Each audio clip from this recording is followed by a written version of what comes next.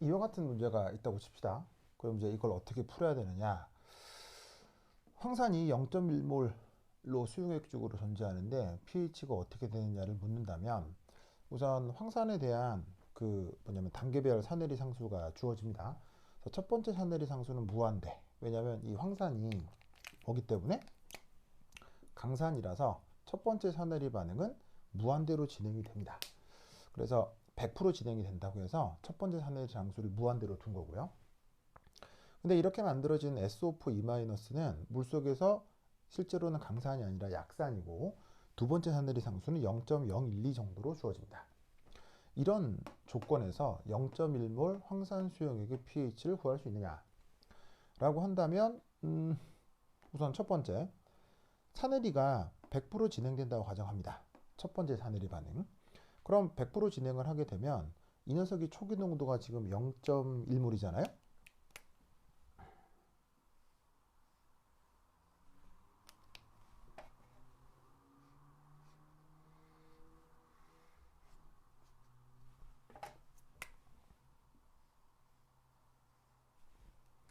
그러면 그 0.1몰만큼 얘가 100% 이온화를 해서 우선 H 플러스도 SO4 마이너스도 0.1몰만큼 만들어질 것 같습니다.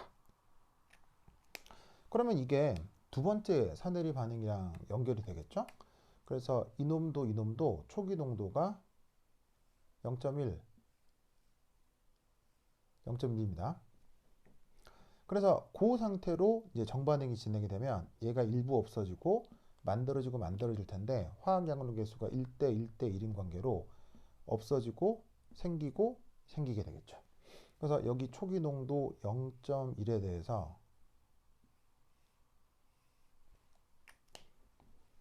보시다시피 평형 상태에서 SO4, HSO4-는 이 정도, H 플러스는 이렇게, SO4-는 이렇게 평형 농도에서 나타나겠죠.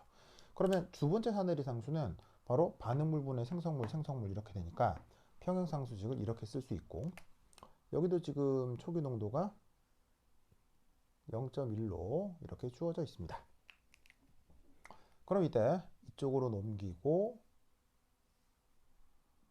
계산기상에서 바로 뉴트니안 루프를 활용하시면 이때 이 y 값을 0.0984로 계산을 할 수 있고 그리고 이 y 값을 구한 이유가 뭐예요? 결국에는 이 H 플러스의 농도를 구하기 위해서죠.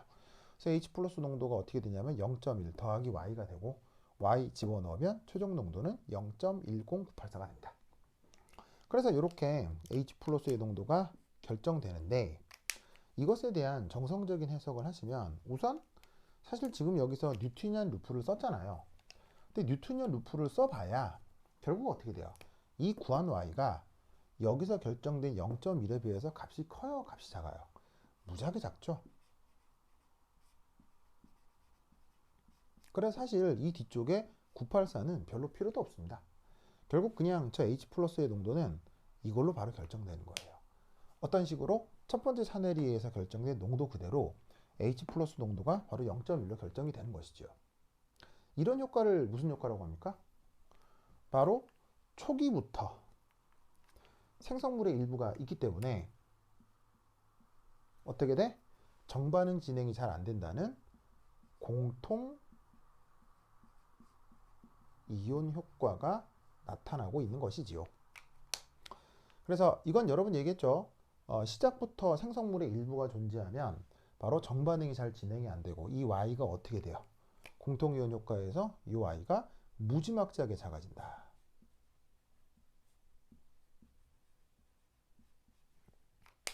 무슨 말이겠죠? 그래서 이 y가 무지막지하게 작아져서 보통은 0.1에 비해서 이런 y들이 값이 어떻게 되는 거예요?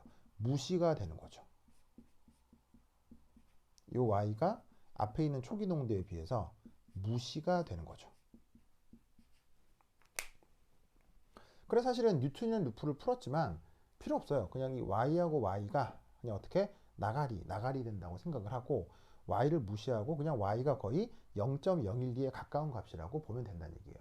그래서 보통 어떻게 되냐면 0.012 이 숫자가 이 값이 지금 거의 무시가 될 테니까 이 값이나 뭐 거진 비슷하다. 이렇게 생각을 해볼 수가 있고, 그러다 보면 구해놓은 y가 0.1에 비해서 적으니까 무시해서 그냥 H 플러스의 농도가 초기 농도 이 0.1로 결정이 된다라고 생각하면 되는 거죠.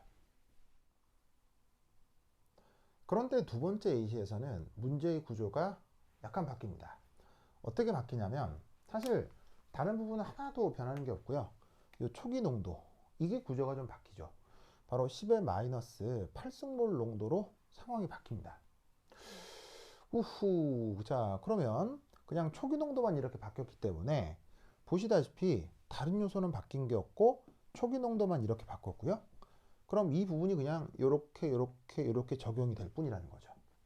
그래서 여기에서 또 두 번째 샤넬이 상수 적용을 하시면 아까와 똑같이 이 초기 농도 부분만 이렇게 바꿨고, 그걸 다시 뉴트니안 루프를 쓰기 위해서 수식을 이런 식으로 변형을 했습니다.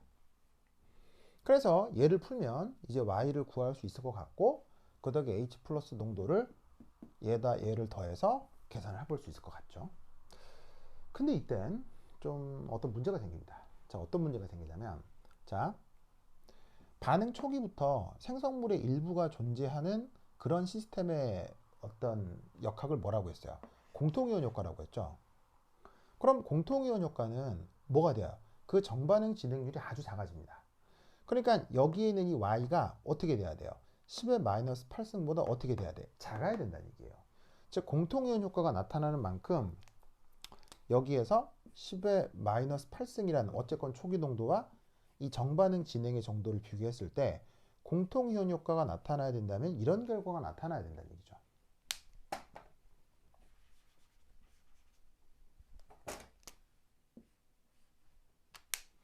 바로 초기 농도에 비해서 y의 농도가 작아야 됩니다. 그래서 이 y가 10의 마이너스 8승, 10의 마이너스 8승에 의해서 어떻게 돼야 돼? 무시 가능한 상태가 돼야 된다고요. 공통이온 효과가 나타나니까요. 그럼 공통이온 효과가 나타난다라고 했을 때 여기서 어떻게 돼야 돼요? 이 y하고 y가 여기서 짜잔, 짜잔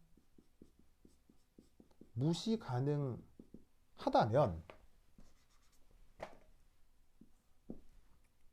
어떻게 되겠어요? y는 0.012가 되는 거죠. 무슨 말이겠어요? 그러면 이 y가 이렇게 되는데 뭔 일이 벌어졌어요? 모순이 나타나죠. 즉 놀랍게도 공통이온 효과가 있기 때문에 정반응 진행률이 작아서 이 y가 얘보다 작다라고 초기 농도보다 작다라고 가정을 해버리면 여기서 사라지고 계산이 된 결과가 되려 이 y가 초기 농도보다 더 큰 꼴이 나타난다고요. 즉 이 경우는 이런 식의 무시 가능 혹은 공통이온 효과 이런 효과를 문제에서 쓸 수가 없다는 얘기입니다. 초기 농도만 바뀌었을 뿐인데 이런 식의 계산이 완전 달라진 결과가 나타나는 거죠. 그러니 여기에는 이런 뉴트니안 루프도 이런 것도 쓸 수 있겠어요? 이런 것도 쓸 수 없겠어요? 이런 것도 불가한 거죠. 사용할 수가 없습니다. 그럼 여러분 이 초기 농도 하나만 바뀌었을 뿐인데 얘는 왜 이렇게 계산이 완전 달라져야 할까요?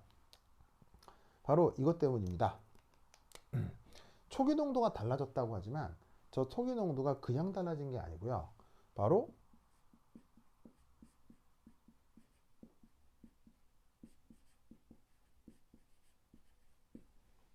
이것은 바로 극도로 희석된 조건인 거죠. 그러면 이 10의 마이너스 8승몰은 극도로 희석된 조건이라면 이건 극도로 희석됐다는 말은 다른 말로 그냥 거의 없다는 얘기예요. 그럼 거의 없다는 얘기가 무슨 말일까요? 바로 저 H2SO4의 산해리는 지금 중요하다는 얘기예요? 안 중요하다는 얘기예요? 바로 전혀 중요하지 않다는 얘기예요. 그러면 용액의 pH는 누구로 결정된다? 이 경우는 오히려 H2O의 자체 이온화. 통해서 pH가 결정된다고 생각하셔야 됩니다. 무슨 뜻인지 아시겠죠? 그러니까 지금 이 풀이에는 H2의 잔체 이온화가 전혀 고려되어 있지가 않죠. 그러니까 그냥 얘가 두 번째 산해리를 해서 이런 식으로 뉴트니언 루프로 풀 수 있을 거라고 생각하면 안 된다는 얘기예요. 공통이온 효과에 의한 어떤 모순이 나타나기 때문에 평소에 풀던 방식으로 풀면 안 되겠죠. 그래서 이렇게 극도로 희석된 조건은 항상 문제를 잘 파악하셔야 돼요. 극도로 희석된 조건은 우리가 기존에 알고 있던 걸로 풀 수가 없죠. 그럼 이 극도로 희석된 조건에 대해서 어떻게 풀라고 제가 말씀을 드렸죠. 그 방법대로 풀어야지 이런 식으로 접근을 해서는 절대로 문제를 풀어낼 수가 없습니다. 아시겠죠? 그럼 얘를 어떤 방법으로 접근해서 풀어야 되느냐? 자, 요 과정을 한번 생각해 보도록 합시다.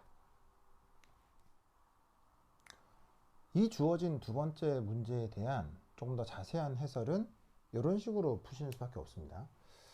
너무 희석되어 있기 때문에 이 녀석의 산해리 외에 물의 자체 이온화가 더 중요한 역할을 한다고 했죠. 그렇기 때문에 얘는 앞서 얘기했던 공통이온 효과나 뉴트니언 루프를 바로 산해리에 적용할 수가 없어요. 그래서 이렇게 체계적으로 푸시는 수밖에 없는데 바로 자 우선 첫 번째 질량 보존을 생각을 해봅시다. 초기에 넣어준 10의-8승몰 농도를 초기 농도 C0라고 잡읍시다. 그러면 걔가 어떻게 되겠어요? 용액 중에서 전혀 산해리 하지 않을 수도 있고 첫 번째 산해리 할 수도 있고 뭐 두 번 산해리 할 수도 있고 그래서 수용액 중에 H2SO4, HSO4-, SO4E-는 초기에 넣어준 이 농도의 합이랑 같아야 할 거다 이런 얘기죠. 그런데 이때 이 첫 번째 산해리 상수가 무한대잖아요.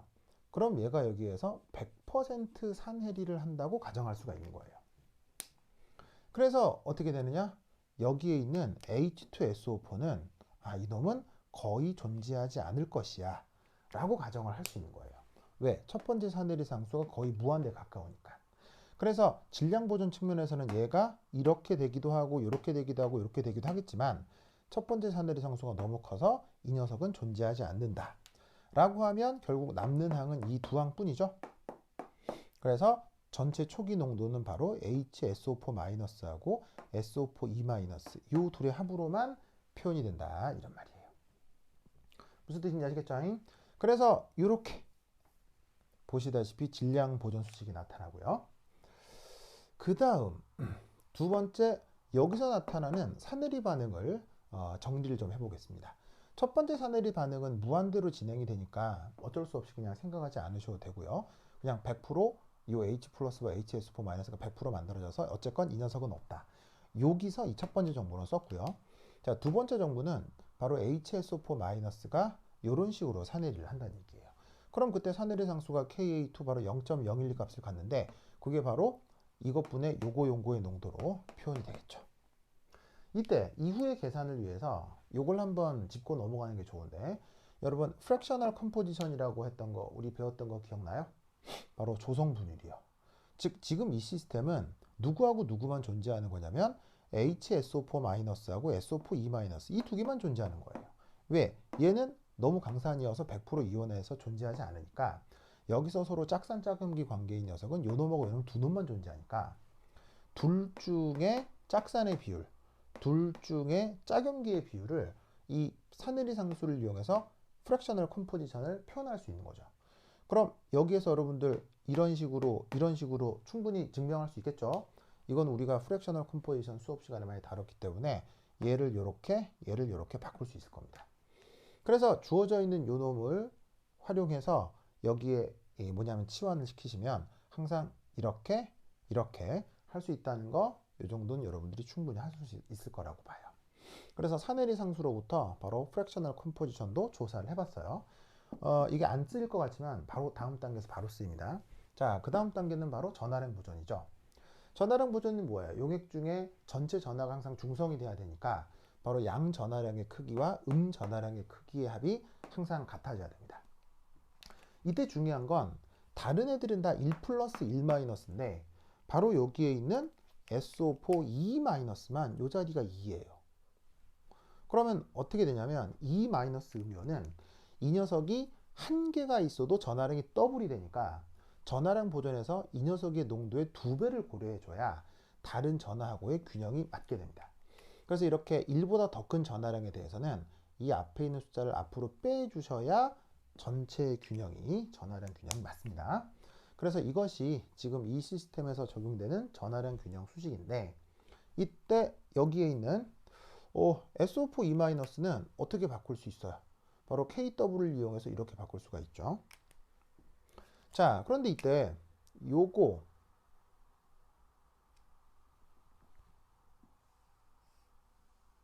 이거 어디에 있습니까? 바로 여기에 있네요. 그죠?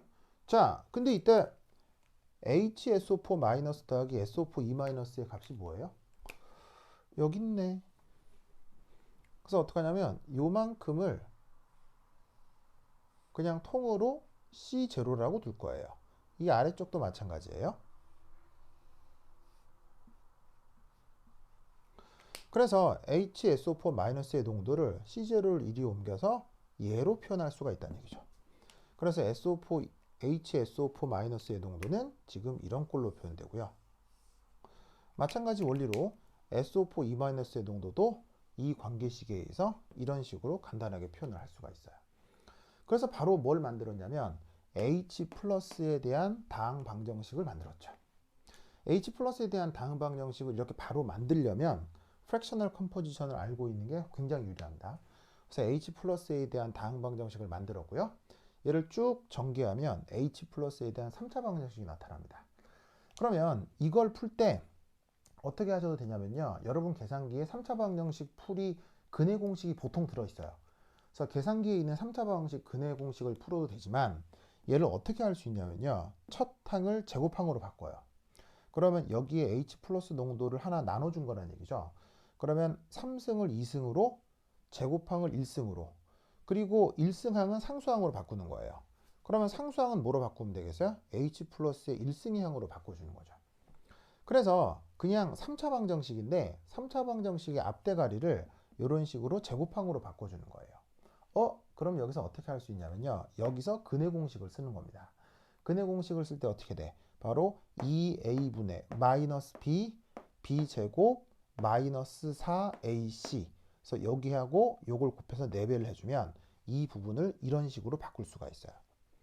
이때 여기에 있는 이 H 플러스 농도 있죠? 얘를 계산기상에서 ANS로 바꾸는 거예요. 그러면 여기서 뭘 쓸 수 있죠? 이게 바로 뉴트니안 루프를 쓸 수 있게 되는 겁니다.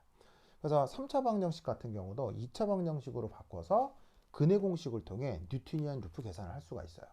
그래서 계산기상에 C0 넣고요. C0가 얼마죠? 10의 마이너스 14승, 10의 마이너스 8승이에요. 그 다음에 KA2는 0.012, 0.012.